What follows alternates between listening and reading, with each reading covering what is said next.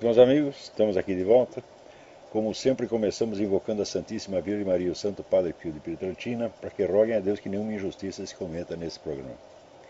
Eu quero lembrar a vocês que de 17 a 22 de outubro eu vou proferir aqui em Coronel Reis o curso Raízes da Modernidade, cujo programinha, cujo esboço acho que já está no ar no meu site, www.olavedecarvalho.org. Tem informações e inscrições com o senhor Eduí Ferro, pelo e-mail edui.ferro@uol.com.br ou pelos telefones 041 3527 0987, 99744443 ou 9650 9671, todos prefixo 041. Também queria avisar aqueles que têm contribuído para o Júlio Severo que já não podem mais fazê-lo através do PayPal, porque o homem foi boicotado pelo PayPal.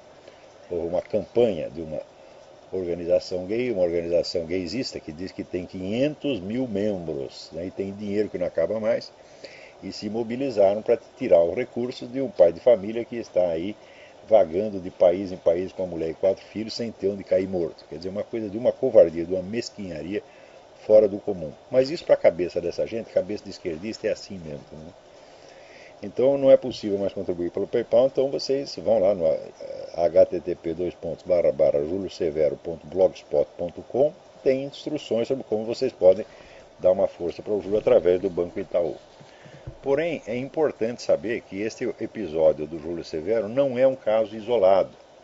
Hoje mesmo saiu no próprio New York Times aqui uma notícia de que várias empresas grandes, Apple, Microsoft, Netflix, Walmart, todos eles estão retirando os seus patrocínios de associações de caridade cristãs por pressão de movimento gaysista. Quer dizer, a ideia é estrangular as fontes de financiamento de todas as organizações cristãs. Isso é um plano de alcance mundial, esse é gente de muito dinheiro que está por trás disso. Agora, o curioso é que essas firmas, elas cedem perante uma petição de apenas 300 ou 500 assinaturas. Você pega 300, 500 assinaturas, manda fechar o patrocínio e fecha o patrocínio. Então tem vários grupos cristãos aqui que já foram então sufocados nas suas fontes de subsídio e não vão poder sobreviver de maneira alguma, a não ser que arrumem outras fontes que também sofrerão então esta pressão. Então, veja que tudo isto para esta gente é inteiramente normal. Quem acredita em convivência de pessoas de ideias diferentes, quem acredita em diversidade, é conservador. Gente, veja você, durante o regime militar, o tão mal falado regime militar, havia um monte de esquerdistas que ocupavam cargos, que eram convidados pelo governo para ocupar cargos, que ganhavam prêmios.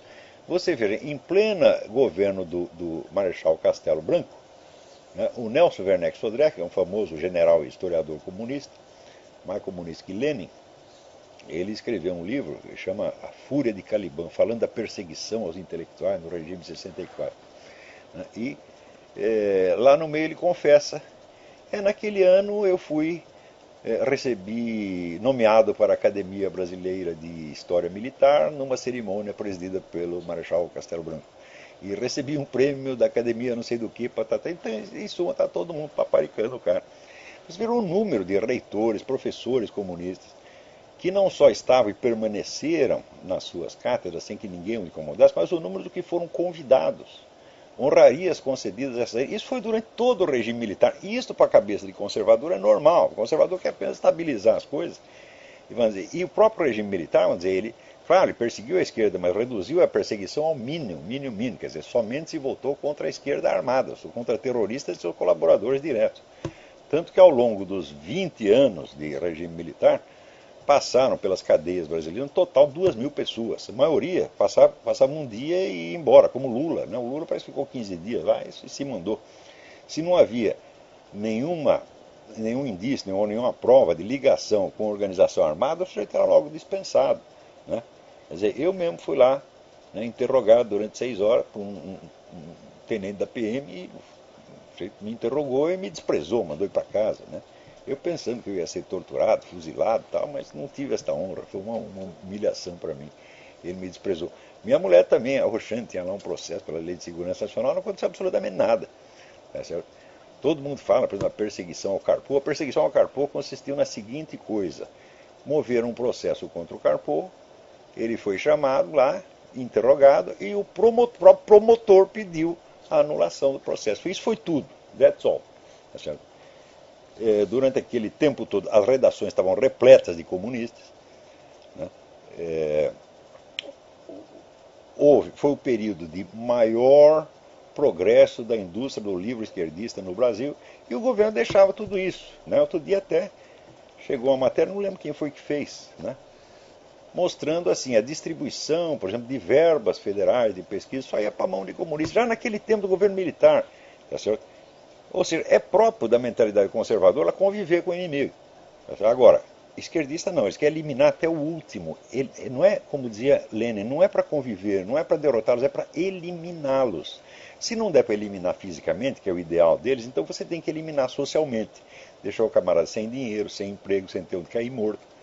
Isso aí é tática comunista desde o começo. E isso está sendo aplicado agora em regimes que oficialmente não são comunistas e são aplicados por meios que às vezes não são nem estatais. Hoje em dia você tem esse sistema das ONGs, quer dizer, são entidades, entre aspas, não governamentais, mas subsidiadas por governo, por fundações bilionárias, etc., que adquirem um poder extraordinário e simplesmente estrangulam as pessoas que eles não gostam. Tá certo? Então, você vê que esse negócio de cortar as fontes de subsídios de organizações cristãs, às vezes organizações de caridade, que estão lá mantendo hospitais, estão cuidando de criancinha pobre, etc., vai ter que tudo fechar. Então, nessa altura, para que vai escapar, né, o Júlio Severo? Então, notem bem, gente, vocês não sabem com quem estão lidando. Essa gente, eles querem o poder total, onde não pode haver uma única voz contra, nenhuma. Você não pode sussurrar, ou seja, é um regime de controle soviético, e isso já está implantado no Brasil e está implantando aqui nos Estados Unidos. Quer dizer, eu penso assim, onde estão, em que mundo vivem esses conservadores, ou direitistas, ou tucanos, onde eles pensam, isso vai passar, não vai acontecer nada. Não, isso está piorando dia a dia e vai piorar muito. Este caso do Júlio Severo é de uma extrema gravidade. Quer dizer, por mais que você discorde do Júlio Severo, eu mesmo frequentemente discordo, tá certo? Qual é o sentido de você pegar um camarada que ele só tem uma coisa, ele tem o blog dele. Ele não está ligado a nenhuma organização, a nenhuma igreja, não tem ninguém por trás dele, não tem nenhum patrocinador, não tem nenhum financiador, não tem nada. É apenas um indivíduo solitário, sem recursos. Quer dizer, o cidadão comum não pode mais ter uma opinião que os camaradas não gostem. O que é isto? Então é uma coisa assim, arrasadora, absolutamente totalitária e já está em pleno funcionamento. Não se iludam. E também, a par disso, existe, né, o processo de inculpação. Quer dizer, quando se ajunta um bando de puxa-saco de assassino, tá certo, para, né, inculpar alguém por associação remota. Isso acaba de acontecer comigo mesmo. Você vê, o site, né, isso é uma coisa maravilhosa, né? O site Último Segundo do portal IG é a abreviatura de Ig Nobel, né, acaba de publicar uma matéria assinada por dona Nara Alves e o senhor Ricardo Galhardo, onde pega este episódio aí. Houve uma briga entre punks e skinheads, né, envolvendo 200 pessoas, tinha 200 pessoas na briga. Um deles levou tanta porrada, ele parece que levou uma facada e morreu, e era um punk. Então, a ideia agora é caracterizar os punks, como os skinheads, como direitistas. E aqui há uma insinuação de que eu seria o mentor do grupo skinhead. Olha só que coisa maravilhosa, né? Como é que eles fizeram isso? Você vê, existe o sistema de inculpação por associação, né? Você usa aquele técnica junguiana da associação de palavras, né? De uma palavra puxa outra. Isso é usado em clínica médica, clínica psicológica, para você sondar as fantasias subjetivas dos malucos, doentes mentais. Agora eu quero usar esse processo, só que essas associações de palavras são usadas como provas de relações reais, entre fatos reais objetivos. Então é a psicose transformada em lógica jurídica. Então, aqui houve o caso da Sarah Palin, né, que quando deram um tiro naquela deputada democrata Danielle Gifford, alguém descobriu lá que a Sarah Palin havia usado a palavra algo, target, com referência àquele distrito onde seria mais tarde cometido o crime. Então, olha aí, ela está sugerindo a palavra alvo. Né? Então, qual é a associação de alvo? Tiro. Tiro, atentado. Atentado, Danielle Giffords. Está aí provado que a Sarah Palin matou a Danielle Giffords, pelo menos em pensamento. Né? Então, o mesmo processo eles usaram comigo, só que acrescentaram ainda um requinte, rapaz, uma coisa do outro mundo. Quer dizer, não sendo possível discernir nenhuma ligação entre eu e skinheads, o que eles fizeram? Inventaram uma ligação entre o skinhead e um grupo de direitistas conservadores que também não tem nada de skinhead.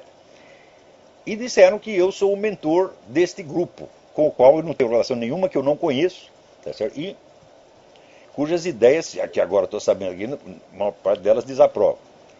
Então, eu seria o mentor dos conservadores, os quais teriam uma ligação com os skinheads. Qual é a ligação? Veja, daí eles põem aqui.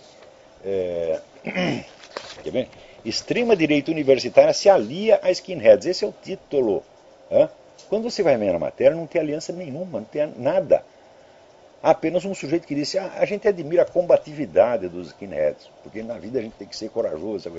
Isso aí eles colocam como se fosse uma aliança. Não é incrível? Quer dizer, por exemplo, se eu disser aqui, eu admiro, por exemplo, a combatividade, né, do governo cubano, que já está aí lutando para... Né? Aliás, até uma vez disse isso, olha, encomendei uns cigarros para uma firma cubana, né, e firma estatal, evidentemente, e aproveitei para dizer, olha, eu sou contra o seu regime, mas eu aprecio a sua combatividade. Isso quer dizer que eu sou comunista agora, pô? Que eu tenho uma aliança com o governo cubano? Mas esses malucos é o seguinte, o rapaz que eles entrevistaram desse grupo, ele diz, olha, nós não temos nada a ver com os skinheads, nós somos contra a violência, nós não temos nada com nazifascismo, nós apoiamos o Estado de Israel, por exemplo. Quer dizer, o cara marca toda a distância possível, e porque ele diz que ele admira a combatividade, é colocado como se fosse uma aliança. Quer dizer, é claro que a coisa é falsificada. Agora, com relação a mim, então, qual é a prova de que eu sou o mentor desse grupo? A prova é o seguinte, é que eles leram alguns textos meus. Dizem que leram, pelo menos. E um desses grupos colocou no seu site, um site chamado Resistência Nacional, ele colocou uma gravação de rádio minha, onde eu digo que tem que haver um julgamento de Nuremberg para os comunistas. E tem que haver mesmo como o Camboja está fazendo. Quer dizer, não é possível que genocídio, assassinato sistemático de milhões de pessoas fique impune eternamente. Isso é um absurdo, isso não pode acontecer. Então, o Camboja foi o único país que tomou providências para criar um julgamento. Apesar de toda a pressão contrária da ONU, da mídia chique, etc., eles estão lá, o julgamento prossegue. E, naturalmente, o julgamento de Nuremberg, certo, puniu algumas pessoas, liberou outras, e alguns foram condenados à morte.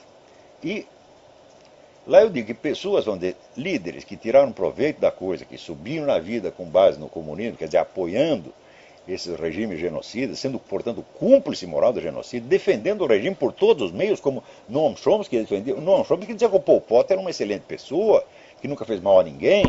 Quer dizer, um camarada que em uma década matou 2 milhões de pessoas no Camboja.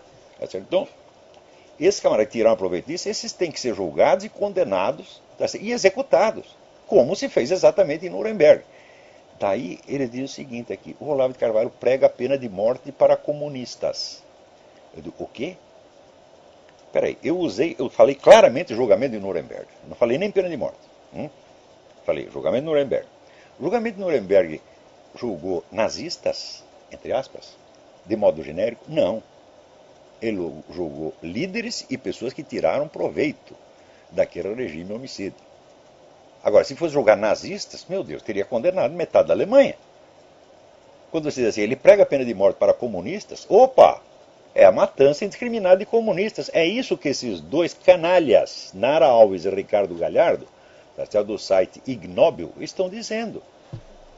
Então, eles citam lá a gravação, eu digo, mas vocês vão lá, ouçam a gravação.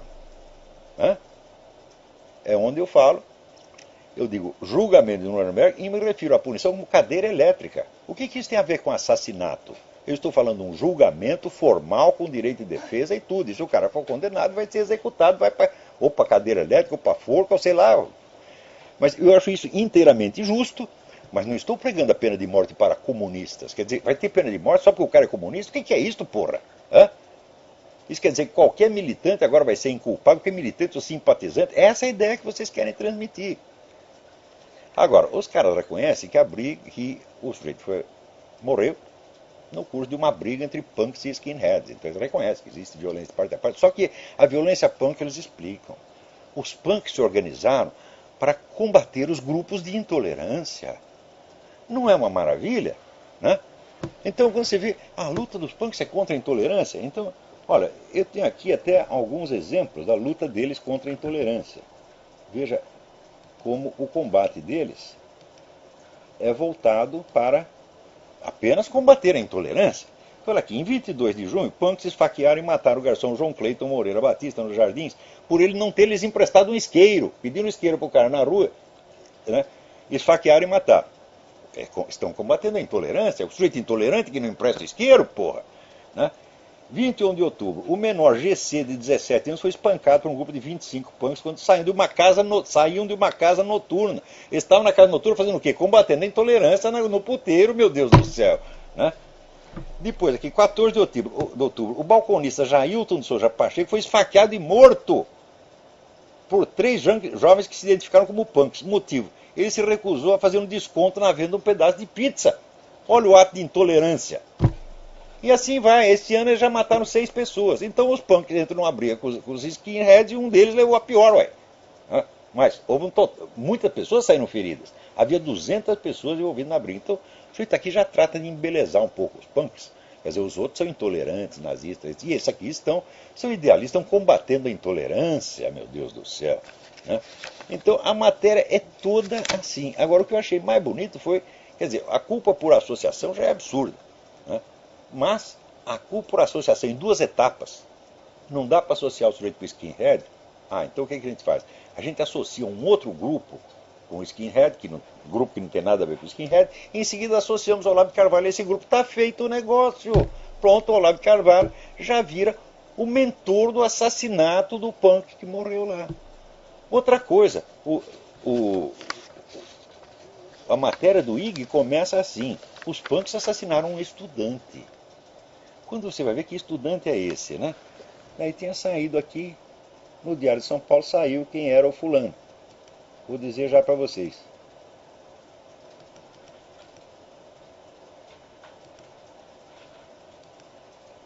Olha aqui, segundo o Diário de São Paulo, o sujeito que morreu é um velho conhecido da polícia e integrante da Devastação Punk, uma das gangues de jovens mais violentas. No seu próprio site, ele se autodefinia como apreciador de brigas, ele gostava muito de briga, e costumava andar com um soco inglês no bolso, e estava suspeito de ser investigado por um assassinato cometido em 2007. O IG some com tudo isso e põe um estudante. Então você tem lá um grupo de arruaceiros, skinheads, matando um pobre estudante que estava indo para casa com seus livros para estudar por um Brasil melhor. Quer dizer, o que você quer que eu diga de vocês, hein?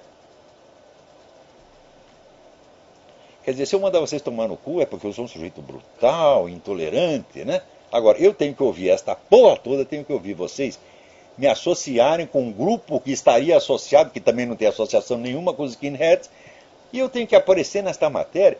Ora, meu Deus do céu, o governo brasileiro está cheio de pessoas que aprovam as ações das Farc. O ex-presidente Luiz Inácio Lula da Silva assinou um manifesto de solidariedade às Farc. Então está dando força para as Farc. E ele então não tem nenhuma culpa moral de todos os 30 mil homicídios que as Farc já cometeram. Né? Quando um sujeito faz a apologia do regime cubano, cujos mortos, tá certo, hoje já se sabe que foram 100 mil, ele também não tem culpa nenhuma. Mas eu, porque fui citado por um grupo que não tem merda nenhuma a ver com os skinheads, sou então o mentor dos skinheads? O que é isto, porra? Vocês não têm nenhuma vergonha na cara? Então essa turma do IG, fique avisada, eu vou processá-los no criminal e no civil, e vocês vão pagar por esta brincadeira, vão pagar caro. Tá certo? Eu não sou um sujeito, eu não gosto de me fazer de vítima. Tá certo? Coitadinho, estão me perseguindo. Fala, não, meu filho. Você quer briga, você vai ter a briga. Agora, depois não vem chorar. Não vem se fazer de coitadinho, não vem dizer que você é um pobre estudante espancado por skinhead. Porque tu vai ter que responder na justiça pelo que fez aqui, seu Nara Alves e Ricardo Galhardo. Seu Nara Alves e Dona Ricardo Galhardo. Sei lá, até confuso. Não, Dona Nara Alves e seu Ricardo Galhardo. Então, vocês vão ter que responder por esta brincadeira. Porque faz aqui uma insinuação sutil, como um hipopótamo de calcinha, você está entendendo? Né? Me associando com esta coisa. Quer dizer, o grupo conservador a que ele se refere não tem o meu apoio. Quando diz, eles recebem treinamento teórico. De quem? De mim? Não pode ser. De alguém? Algum aluno meu? Também não pode ser. Por quê? Porque eu proíbo expressamente os meus alunos de participar de qualquer grupo militante de qualquer natureza que seja. Diz que você quer militar, você quer fazer militância, então sai do curso e vai fazer lá longe. Porque aqui é um negócio para formar intelectuais sérios, não é militantes. Aqui não é escolinha do MST, nem escolinha de skinhead. Então, não tem nenhum aluno meu dando a tal da formação teórica. E não tem ninguém autorizado por mim a fazer isso. Então, como é que... Por que os caras citaram um programa meu? Eu passo a ser um mentor deles? O que é isso? Só que também, eles dizem o seguinte, aqui, eles também ensinam como mentores a deputada Cátia Abreu e o Demóstenes Torres. E a turma do Instituto Plínio Correia de Oliveira. Mas são mentores do grupo Skinhead? Não, são mentores do outro grupo, que aqui eles mesmos, você veja. Mais para dentro, é um velho truque da mídia brasileira, isso já é velho. Você anuncia no título e no primeiro parágrafo uma coisa que depois o resto da matéria desmente. Mas a primeira impressão é o que fica. Então lá para dentro está falando desse outro grupo conservador. Eles não são fortões, não lutam artes marciais, não usam tatuagens com suásticas e preferem os livros e computadores às facas e socos ingleses. Quer dizer, não tem nada a ver com os skinheads. Eles não aprovam a atividade do skinhead, embora um deles diz que aprecia a combatividade. Quando ele pode apreciar a combatividade, o nosso pior inimigo. Não é isso?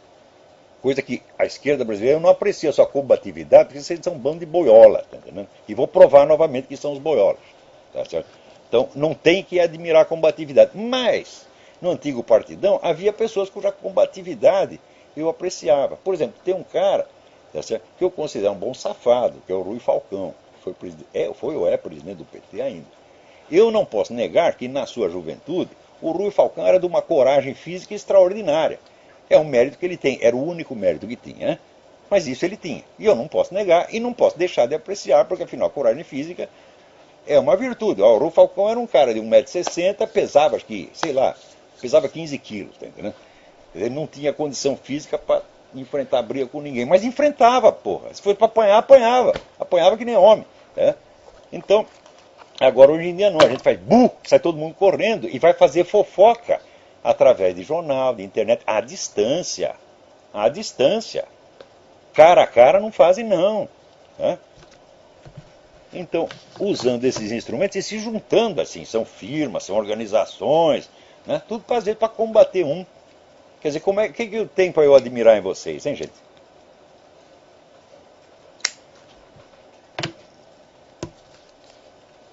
Então, quer dizer, este grupo conservador não tem nada a ver com ele e não tem nenhum aluno meu lá, porque eu não, só se tiver escondido, porque eu, ostensivamente, isso eu posso provar. O Seminário de Filosofia tem 4.000 membros, eu tenho 4.000 testemunhas de que eu digo para os alunos, não participem de nenhum grupo militante de espécie alguma. Se ele é de direita, de esquerda, de cima, de baixo, não interessa. Tá certo? Então, essa coisa de militância é o que está matando o Brasil.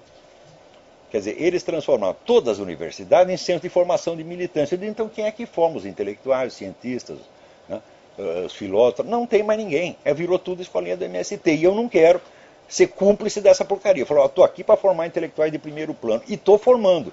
E vocês vão ver, quando esse pessoal começar a escrever, ensinar, vocês vão ver o upgrade que a cultura nacional vai dar. Digo para vocês, digo com muito orgulho. Se algo sobreviver da alta cultura nacional, será através do meu seminário de filosofia. Eu estou fazendo isso, meu filho, não é para orientar skinhead, para orientar militante, não. Para salvar um país cuja cultura superior foi totalmente destruída por espírito de militância. Então, eu exijo respeito por que eu estou fazendo, Agora, dizer que eu aqui estou dando formação teórica, mas nem para os conservadores eu estou dando formação teórica para militante conservador. Se vier me convidar para isso, eu mando a merda. Eu falo, não estou aqui para treinar militante. Já expliquei 1000 vezes. É? Agora, quanto mais para skinhead. Então, vocês aqui do Ig Nobel, vão fazer insinuações, é na puta que os pariu. Tá entendendo? E note bem, e vou em cima de vocês, vou processá-los, seus filhos da puta. E vocês vão lá ter que chegar e piar fino. Dizer, nós não quisemos, eu sei como é que é. Essa gente chega, nós não quisemos dizer isso, tudo aquela choradeira. Eu sei como é que é. Que quando veio lá o Muniz Sodré, que era diretor de uma faculdade lá no Rio, também veio para cima de mim, e depois teve que piar fino também, dizer, não quis dizer nada disso, tem muito respeito ao Olavo de Carvalho. Daí ficou tudo bem, né? Acabou a briga. O outro, o Quartinho de Moraes, né? Ele processou a mim? Não. Ele processou um jornal. Um processo civil, criminal não. Eu digo, tu não é homem para fazer um processo criminal? Você diz que foi injustamente acusado de um crime que não cometeu. Digo, você não foi injustamente acusado. Você se gabou de ter cometido o crime e de ter parar na cadeia por causa disto. E eu li a sua declaração, eu acreditei. Falei, como é que eu vou supor que o cara está se acusando falsamente de um crime? Não vou supor. Ele fez isso porque achou que era bonito. Posar, tá certo, de terrorista na frente dos estudantes. Então, se gabou, daí vieram, fizeram lá uma barcinada de 4.000 professores universitários, né, dizendo que ele estava caluniando o Quartinho de Moraes. Até dei corda pro peixe, deixei eles continuar falando aqui uns dias, daí eu falei, olha, para quê? Tirei daqui, foi ele que disse. Imediatamente a coisa sumiu. Então vamos lá.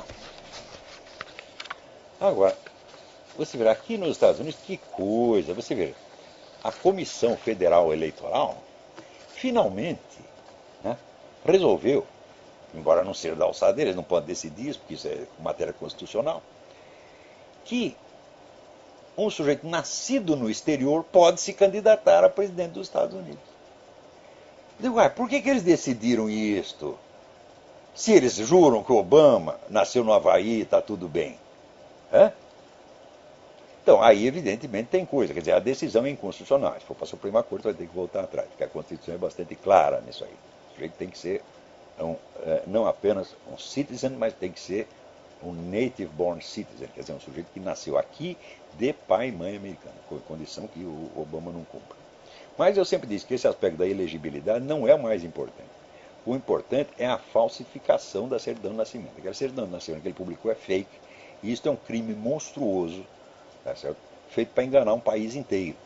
E agora o pessoal republicano finalmente foi para onde deveria ter ido na primeira instância, que é ir para a polícia.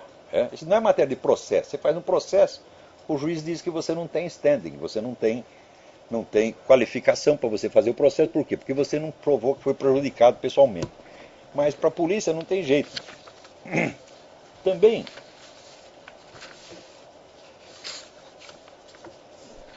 você veja, outra coisa que está acontecendo aqui, o Departamento de Justiça dos Estados Unidos, saiu uma matéria no Warnet dele, né, e o David Kupelian está dizendo o seguinte, que o Departamento de Justiça se tornou a instituição mais corrupta do governo americano. Primeiro, só contrata advogados que têm uma longa folha de serviço para organizações de extrema esquerda. Olha aqui, de 106 advogados contratados pelo Departamento de Justiça, todos têm currículo de serviço prestado a organizações de esquerda. Todos eles. Não faltou nenhum. Também, veja, os oficiais da CIA que interrogaram os terroristas que fizeram o negócio do 11 de setembro, Mohamed Atta e outros, e que, portanto, descobriram, né, as pistas que levavam ao Osama Bin Laden, o Departamento de Justiça ameaçou processá-los. Quer dizer, você persegue os inimigos do seu país, daí vem o Departamento de Justiça e te persegue.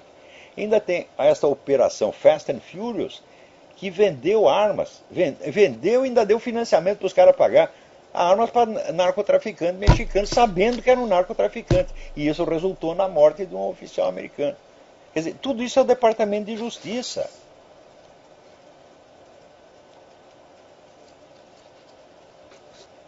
E outra coisa, os caras tentaram soltar 5.000 usuários de cocaína que estão nas prisões federais só porque são negros. Né? Quer dizer que tu é pego com crack, né? Mas é negro, tu vai no Departamento de Justiça, eles te soltam. E assim vai. Né? Agora, também aqui está acontecendo uma coisa maravilhosa. Tem um cidadão aqui, ele comprou um terreno para construir uma casa, pagou $25.000 financiado. Ele está lá construindo a casa, daí chega a EPA, que é a Administração Ecológica, aqui diz, não, o senhor não pode construir aí porque o senhor está em terreno úmido. E tem um lago lá, bem longe tem um lago. Não, aqui é terreno úmido. Daí o cara falou, não, não é terreno úmido. Nosso técnico disse que é. Bom, daí o que o cara fez? Chamou outros técnicos, geólogos, para investigar. Tal. Não, aqui não tem umidade nenhuma, é um terreno normal. Né? Daí o camarada naturalmente recorreu à justiça. Resposta da justiça, nós não podemos intervir no caso porque não foi uma medida penal, foi uma medida administrativa. Eles, não, mas eu tenho provas de que o terreno não é úmido. Não interessa. Quer dizer que a palavra da EPA é final. Então significa o seguinte, o cara comprou o terreno, mas quem manda lá é a EPA. Quer dizer, o terreno não pertence a ele, pertence à EPA. Então, olha, eu estou falando para vocês que o novo sistema de governo aqui passa por cima dos métodos usuais, vamos dizer, da legislação. Você não precisa legislar, você vai através de medidas administrativas, você vai mudando o esquema de poder inteirinho. Né? O pessoal gaysista faz isso também. Você vê, é uma coisa maravilhosa, porque, por exemplo, tem a PLC 122, né, que cria lá a legislação anti-homofóbica. Então, a proposta está sendo teoricamente discutida, mas se você discute a proposta e você é contra ela, você já é acusado de incorrer no mesmo crime que está definido na proposta, e você já é punido antecipadamente por isso. Ou seja, não precisa lei. Né? Minha vontade é lei. Eu quero que haja esta lei, e, portanto, se você falar uma vírgula contra a lei, você já está cometendo o crime que está definido na lei. Quer dizer, é um raciocínio absolutamente psicótico, circular, tá certo?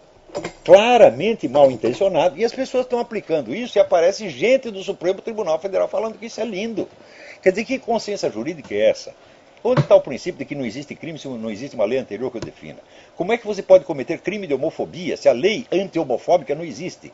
E como é que pode a simples discussão da proposta já constituir o crime definido na lei que está sendo discutida?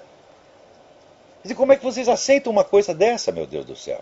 Então, você vê por que esse pessoal recorre às insinuaçõezinhas contra mim, indireta, tentando me atingir através de um grupo direitista que eu não conheço, tá certo?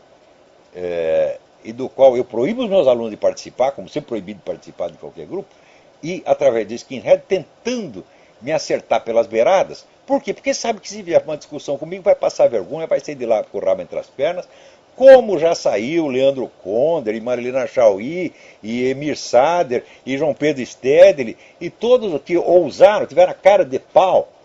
Né? Porque quando eu apareci com o imbecil coletivo, os caras, não, nós damos um jeito nesse cara. Daí logo, filho, não dá para discutir, a gente vai perder, então o que a gente faz? A gente faz cortina de silêncio. O Milton Temer diz, do Olavo de Carvalho não se pode falar, proibido falar. Né? Claro, tu fala sim, mas tu fala pelas costas, lá longe, porque tu é um covardão, tu é um bosta, Milton Temer. Um homem não fala isso, não diz o que você disse. Ah, do Olavo de Carvalho não se comenta. Comenta sim, vem discutir comigo. Se tu é homem, mas tu não é. Você é um bosta. Quem recorre a isso, de tentar esconder o que o cara está falando, é um bosta, por definição, é um covarde. Então merece o nosso desprezo. E será que eu vou ter medo dessa gente? Meu Deus do céu. Pode vir o PT inteiro, pode vir o movimento gaysista inteiro, pode vir o Jorge Soros. Eu não tenho medo de merda nenhuma, só tenho medo de ir pro inferno. Medo de morrer, falo, que coisa. Não tem vergonha nenhuma em morrer, porra. Todo mundo vai morrer mesmo, qual é a novidade? Eu também já estou velho, já vivi 65 anos. Quer matar, pode matar. Faz o que você quiser. Né? Ah, vai me torturar? Fala, eu já estou meio velho, não resisto muito de tortura, depois de umas 2 horas eu bato as botas. Tá certo? Vão me encher o saco durante 2 horas. E daí eu saio desta para melhor. Então eu vou ter medo de quê dessa gente? Mas, vão desamparar a minha família? Fala, Meus filhos estão adultos, se for preciso trabalhar para ganhar vida, eles ganham. Né?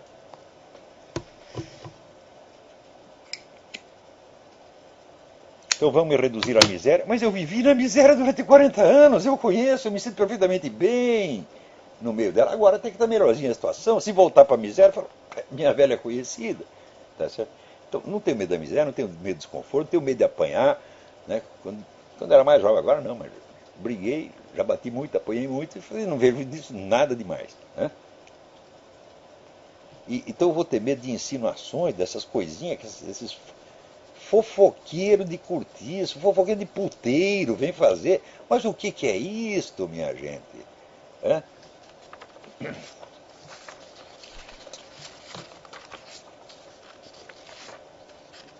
Então, agora aqui. Saiu no Cláudio Humberto que o pessoal da FIFA está querendo suspender a Copa do Mundo no Brasil. Por quê? Porque os caras não estão fazendo os edifícios que tem que fazer, porra. Mas não é o Brasil, que é um modelo para a humanidade, né? Que chega aqui, o Obama puxa o saco, a mídia europeia, o sistema brasileiro é uma maravilha. Pois olha aqui, a revista científica britânica Lancet, a revista médica mais famosa do mundo, derruba o mito da felicidade brasileira. Né? Os suicídios são a terceira causa de morte no país. E aumentaram 30% nos últimos 25 anos. Esse é um dos motivos de eu ter saído daí. Eu falei, se eu ficar aqui, eu vou matar um, ou vou estourar os miolos, ou seria internado no Pinel.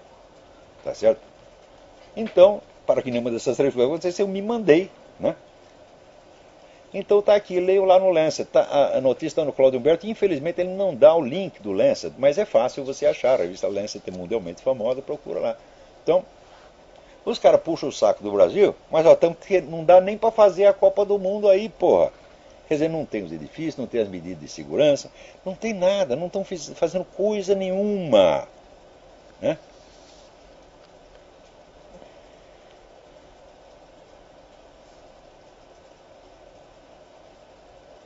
Então, veja, os caras nem sequer entraram em acordo ainda com a FIFA quanto ao que é para fazer.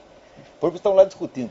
Dá entrada com desconto para os velhinhos ou não dá? Eles ainda estão discutindo isso, porra. Então, enquanto isso, não pode fazer, os edifícios não podem fazer nada. Né?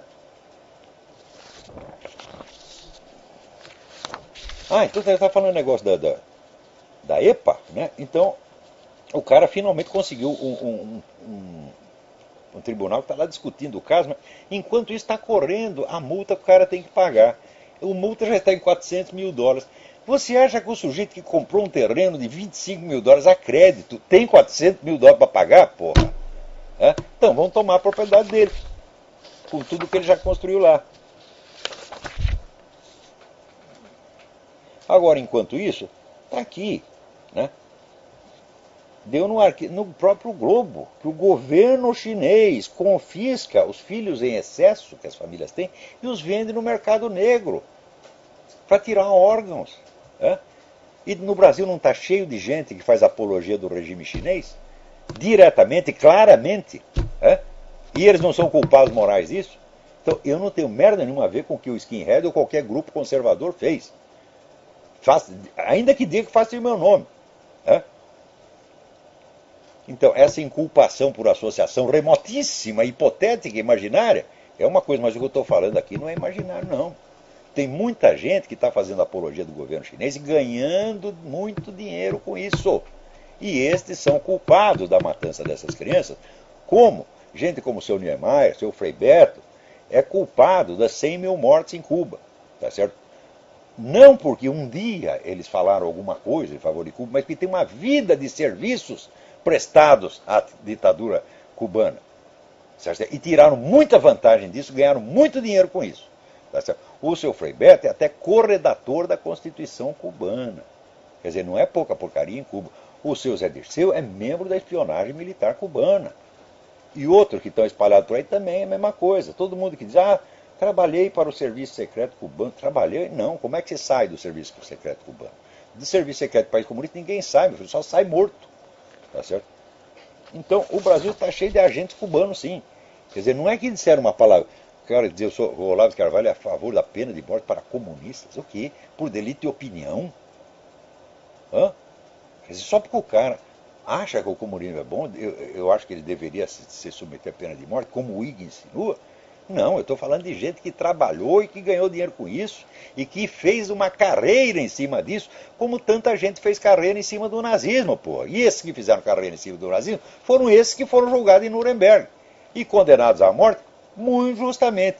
Como o pessoal que colaborou com o Khmer Vermelho no Camboja está sendo julgado e vai ser condenado, e muitos deles serão condenados à morte, e é muito justo que seja condenado à morte. Agora, para não dizer que está tudo perdido, você veja a Justiça do Distrito Federal concedeu na terça-feira a decisão liminar que mantém a exibição do programa Santa Missa na TV Brasil. Os caras querem proibir a missa, meu Deus do céu. E você pensa que é uma coisa isolada, que é uma esquisitice? Não, isso é uma campanha mundial muito bem organizada para a erradicação do cristianismo no mundo. Quanto ao pessoal gaysista, eu estava lendo agora mesmo alguns ideólogos gaysistas da década de 60 e 70. Naquele tempo aquele circulava pouco, mas aquelas ideias viraram realidade. Tá certo? Eles diziam o seguinte, que o homossexualismo é tão incompatível com o sistema capitalista que é preciso derrubar o sistema inteiro. Eu digo, ai meu Deus do céu, você vê como essa gente é mentirosa e canalha. Eu digo, me mostre algum país não capitalista onde os gays desfrutem de tantas liberdades, tanto direito e tanta proteção quanto desfrutam no sistema capitalista. É só no sistema capitalista que eles podem viver, ter liberdade, ter sossego, que eles têm todo direito, e eu acho que devem ser defendidos mesmo.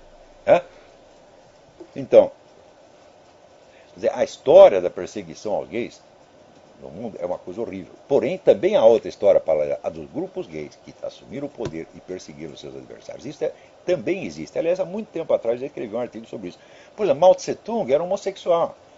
Ele comia os guardinhos do Palácio da Paz Celestial. Ele chegava e abaixa as calças. O cara, sim senhor, sim senhor. E se não concordasse, era morto. Então, isso é um exemplo de opressão gay. Calígula, os governantes romanos, pegavam o sujeito e mandavam capar para transformar em sua noiva. Isso aí não é opressão gaysista?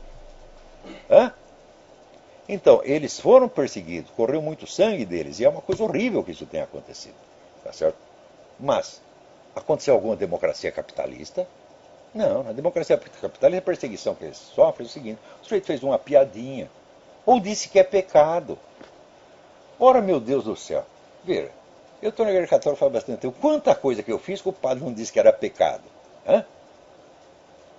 Agora, eu vou dizer, eu estou sendo discriminado, estou sendo perseguido. Eu queria comer a mulher do vizinho, o padre diz que é pecado. Eu vou fazer isso? Qual é o problema de dizer que uma conduta sua é pecado, meu filho? Por exemplo, isso que vocês fizeram aqui, esta dona Nara não sei das quantas, isso é pecado. Você está prestando falso testemunho. Isso é um pecado. Eu estou discriminando, perseguindo vocês porque eu disse que é pecado? Então por que o Júlio Severo, o padre, não pode dizer que o homossexualismo é pecado, meu Deus do céu? Se todos nós, esta é a base da doutrina cristã, nós vivemos no pecado, meu Deus do céu. Nós cometemos milhares de pecados. Então, por que só uma conduta não pode ser dita pecaminosa?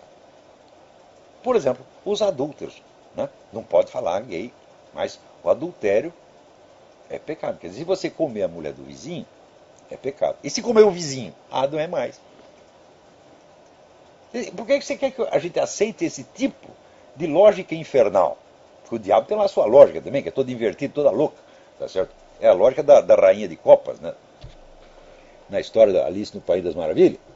É assim, é primeiro a sentença, depois o julgamento. É assim que eles fazem. O caso da PL 122 é isto. Você já está condenado por uma lei que não existe ainda, pelo simples fato de discuti-la. Ou seja, discutir o projeto de lei anti-homofóbica já é crime de homofobia. Então está proibida a discussão, então o projeto já está aprovado, ele nem precisa ser aprovado. Se ele já entra em vigor antes da sua aprovação, no instante mesmo em que começa a discussão, para que precisa a lei? Só precisa a vontade dos grupos de pressão, desde que tenham militância e dinheiro suficiente. E é isso que está acontecendo. E vocês vão dizer que isso é democracia, que isso é liberdade? O que é isso, porra? Você vê, eu não conheço esse grupo conservador, que a matéria do IG se refere, mas eles dizem lá que eles são a favor da democracia parlamentar, que eles são a favor do Estado de Israel, então é assim, é o conservador clássico. Isto aí para o IG já virou extrema-direita. Né? Tem um outro grupo lá que chama Resistência Nacionalista, esse já é mais brabinho, tá certo? Mas,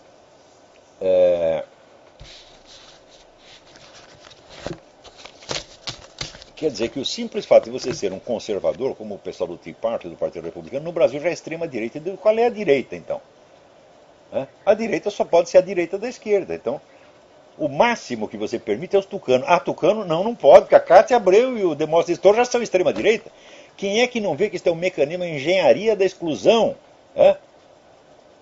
É um projeto calculado para tapar qualquer voz, por mínima que seja, proibir sussurros, porque no conjunto, a voz do Júlio Severo, no meio de tanta propaganda gaysista na Globo, na mídia inteira, na TV, no cinema, nas escolas, subsidiado pelo governo, o que é a voz do Júlio Severo no meio disso? É um sussurro.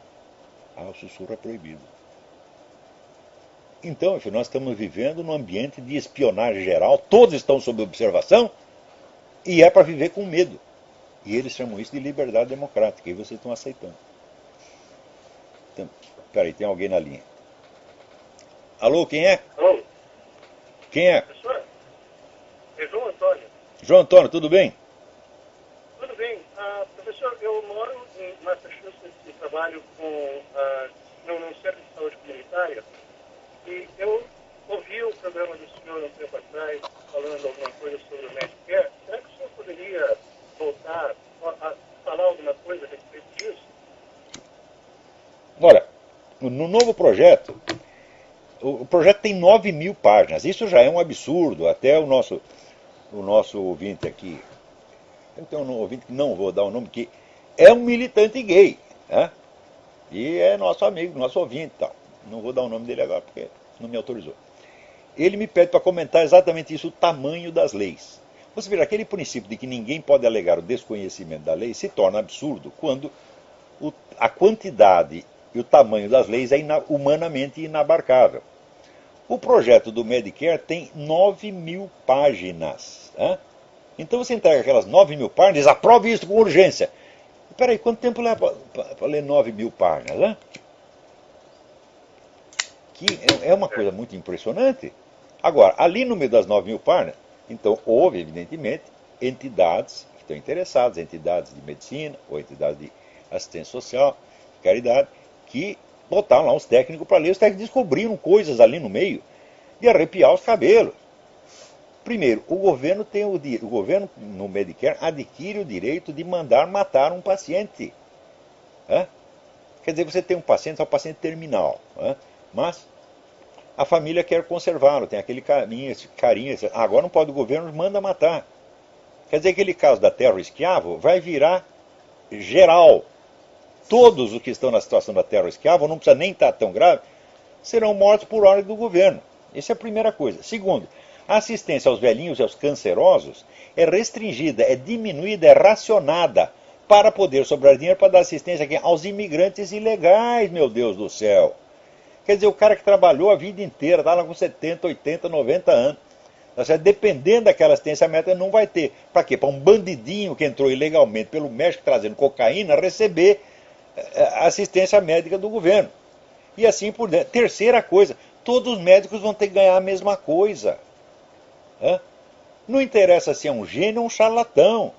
Não interessa se ele te salvou a vida ou se te mandou para o cemitério, meu filho. Quer dizer, o que é isto?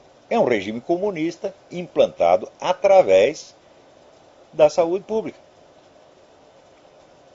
Tá certo? Então, como é que se pode... Uma coisa dessa é coisa que não é para discutir. Uma coisa dessa é para mandar tomar no cu na mesma hora. Então é isso aí. Peraí, tem...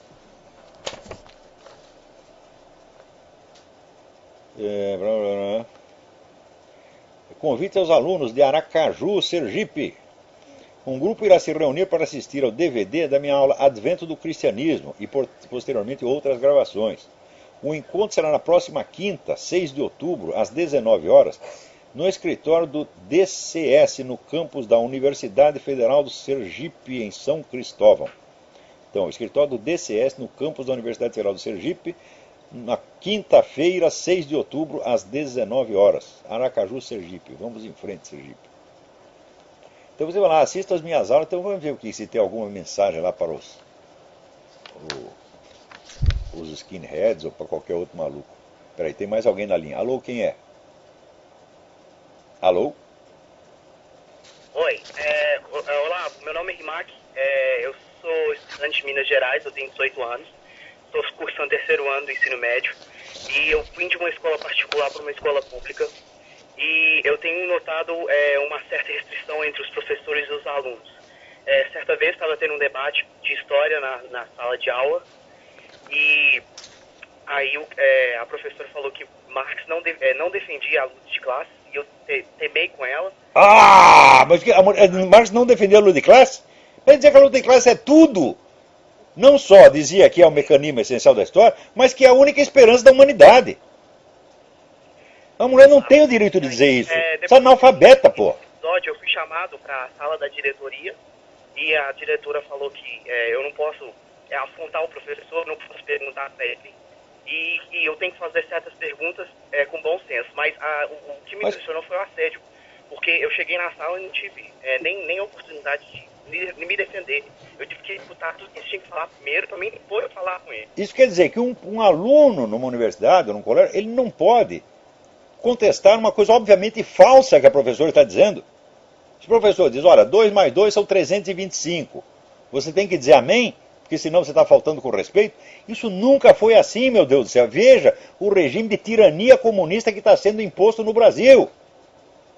Agora, os nossos conservadores, democratas, essas são todas pessoas ingênuas que acham que o comunismo só existe quando alguém decretou o comunismo.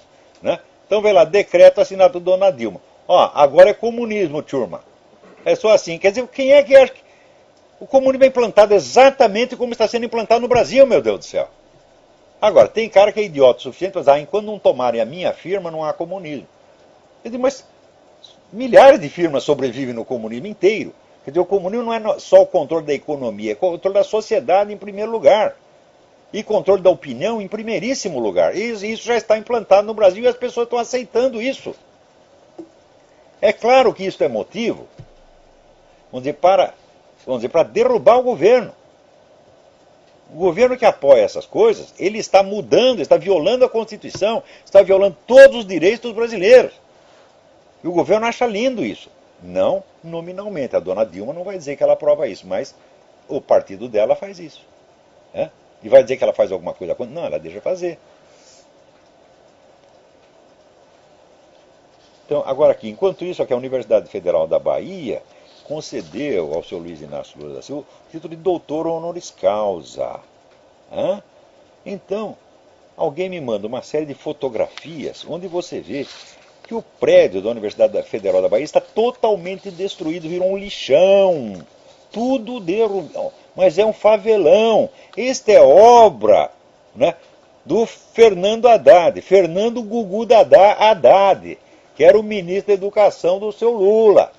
E a universidade, em agradecimento pela sua destruição, dá um título de doutor honoris causa a um sujeito que não sabe somar 2 mais 2. Que é um analfabeto professo, um homem que é contra o conhecimento, contra o estudo, contra a cultura. Quer dizer, não só ele é analfabeto, como ele acha isso lindo, acha que é um mérito que deve ser copiado. E é isso que está sendo ensinado para vocês. Essa sua professora que diz Marx não era a favor da luta de classes, essa está impondo o analfabetismo dela a vocês. Olha, o que tem que fazer diante disso? Arruma um advogado e vai para a justiça. O professor não tem o direito de impor aos alunos uma falsidade histórica deste tamanho e ainda proibir a discussão. O que é isso? Não tem esse direito. Entra com mandado de segurança e tu ganha esse ainda. Bom, pode cair num juiz petista, mas até um juiz petista não vai gostar disso. Então, peraí, tem mais alguém na linha. Alô, quem é? Alô? Alô? Sim. Então, eu queria continuar a história quando ao anterior. Eu fui chamado na sala da diretora e a diretora falou que eu devo fazer perguntas, mas que deve ser de bom senso. Mas como não é de bom senso? Você está desfazendo uma pergunta de bom senso. Olha, aqui está escrito no Marx que a luta de classes não apenas é um mecanismo fundamental, mas que é a grande esperança da humanidade, que é através dela que se criará o socialismo. Então como é que ele pode ser contra o meio que ele mesmo diz que é o meio único para construir o socialismo. Como é que ele poderia dizer uma coisa dessa? Vê se tem algum texto que Marx diz: lamentamos que exista a luta de classes, deveria existir a paz entre as classes. Ela que mostra algum texto onde ele diz isso. Sim. Quer dizer, ela está impondo a ignorância a você. A ignorância obrigatória. Quer dizer, essas coisas estão transformando o Brasil num hospício. Não hospício não, porque o hospício ainda tem médico para cuidar. Aí é um hospício onde o mais louco, tá certo, é o diretor do hospício, pô. Peraí, tem mais alguém na linha aí para falar alguma coisa? Tem um minuto para falar. Alô? Que para ter uma formação intelectual seria necessário absorver 6 obras por ano. Quer dizer, para criar um estilo para escrever. O que o senhor aconselha? Olha, eu acho que é mais do que isso. Mais do que isso. Eu acho que um estudioso universitário, ele tem que ler 70, 80 livros por ano para se manter atualizado com o seu setor. Vamos dizer, para a formação mais fundamental não é tanto. Você pode ler uns 20, 30, tá certo? Mas você tem que começar pelos clássicos mesmo. Clássico greco-latino. Você tem que ler Platão, você tem que ler Aristóteles, você tem que ler Homero, você tem que ler Virgílio, você tem que ler Dante, tá certo? Começa com o greco-latino e vem vindo pela história europeia. Um conselho que eu dou para os meus alunos é o seguinte: leia a história da literatura ocidental do Otto Maria Carpo, anote os autores. Faz um critério muito simples. Qual é o autor ao qual o Carpo consagra mais de 3 páginas? Anota o nome do cara e procura os livros dele e vai lendo. Eu fiz esse programa e estou cumprindo desde os meus 17 anos de idade, tá certo? Não acabei ainda. Tá certo? São tantos autores, né? Porque o Carpo passou a vida lendo isso, mas eu também tenho que ler outras coisas, obras mais técnicas de filosofia e tal, então a minha formação literária vai mais devagar. Mas mesmo assim, é por aí que se começa. Então fica aí, a História da Literatura Ocidental do Otto Maria Carpo. Saiu uma edição nova pelo Senado que está muitíssimo bem feita. Coisa, né, de um sujeito que, aliás, é esquerdista, que é o Joaquim, agora esqueci o nome, o Joaquim, que era o assessor do Sarney, o cara esquerdista pra caramba. Mas olha, se eu fosse pregar pena de morte pro comunista, ia ter que, só porque o cara é comunista, eu tinha que incluir esse também. Então, olha, vamos ficar por aqui. Esse pessoal do Ig Nobel, que vão todos tomar nos seus cus, tá certo? E em breve teremos um encontro perante a justiça, tá certo? E vocês vão ter que piar fino, ou me pagar uma indenização e talvez ir para a cadeia por causa dessa brincadeira. Até a semana que vem, muito obrigado.